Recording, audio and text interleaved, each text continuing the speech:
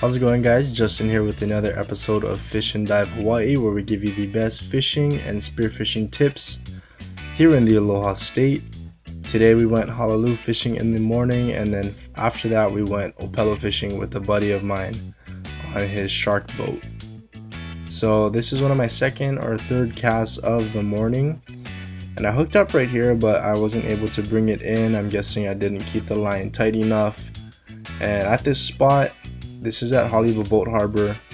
As you can see here, it's in between the Honolulu stream, the mouth of the river there, and the mouth or the entrance of the actual boat harbor. And as you can see, the structure over here, it's kind of like a big sand area, and the fish kind of cruise. Now what we use to catch the halalu is these green strips. You can find them at any Longs or Walmart, or any type of fishing store. Just look for the strips, there'll be a bunch of them. At a fishing supply, obviously there's going to be more of a variety, but these are what I like to use. Other people use flies and stuff, but it's just a little bit easier for me to use the strip baits. So I wasn't able to pull up any halalu over here, but there are predators that come in and they whack the piles of the halalu. So I went ahead and switched over to this Pacific Island Innovation lures from Big Island. The reason why I have duct tape on top is because I had to take it through the NS or the TSA. So I was able to bring it through on my carry-on. Just for those of you guys who are wondering if you can transport your lures in between islands. And so I whipped that a little bit. And the thing with these lures is, I know that one day, if I keep throwing it out long enough, there's going to be a predator that comes and whacks them. And so as I was leaving the harbor over here, I fished probably like for another 5 minutes. A buddy of mine came up and he said, "Hey, do you want to go out on the boat and fish for some Opelu, which are mackerel?" And I said, sure. I'd never been Opelu fishing before, but it was just super convenient because he only had about half the guys he usually takes out on his shark dive tours. And so he was able to squeeze me on there. Now I've been on these shark boats before. I took my girlfriend on one last Mother's Day for the cageless one, and I did the caged one before. So this is like a caged diving tour. And as you can see, these are a bunch of sharks cruising around. I'd say at least a dozen. And he's kind of familiar with all of them. And so we're just hanging out in the back right here, and they actually hold these fishing poles on the side, just small trolling poles, and they just put like a small 12-pound test line on top with a smaller hook, and they bait it. Now the bait that they're using, I believe, is tohe, which is white eel, and they just pull out little strips of it, and they kind of just throw the rest in the water to kind of get the mackerel to come up. And a lot of people might think they're chumming the water for the sharks and whatnot, but you know, don't believe the hype. A lot of locals are against the shark boats, but personally, they do a lot more good than harm. I mean, how many shark attacks are there in Hawaii, especially on the North Shore, where most of the shark boats run, if not all the shark boats run. And yeah, the correlation between shark attacks and the shark boats is almost non-existent. And so we're fishing for the Opelu on the back.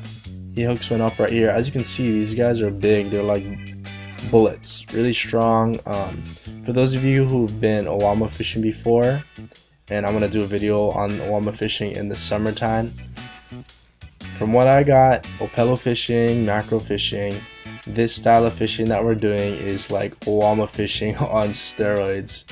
Use a lot bigger hook, use a lot stronger line, but the concept is kind of the same.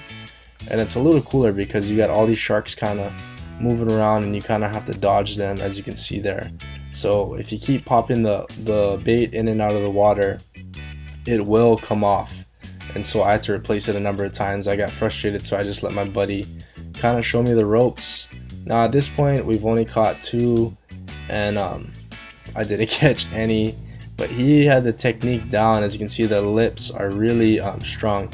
And just like Wama fishing, you have to watch the fish actually swallow it and then pull it up, which is a mistake I was doing before when I kept pulling the bait in and out of the water.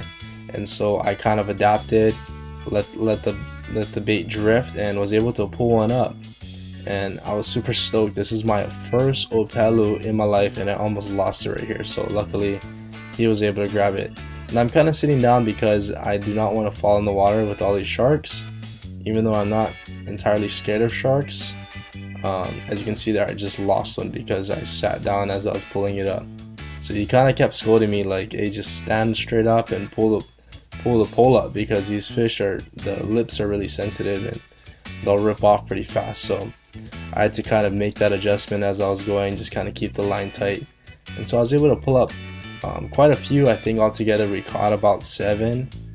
This is the 3rd or 4th one, but shoot, if I was out here all day, I'd be stoked. Just put on some sunscreen. As you can see on the floor of the board right here, there's more than enough bait. And the only reason why we had to stop it short is because the dive tours only last so long, and this was our last dive of the day. And so thank you for the mackerel, Mr. Sharks.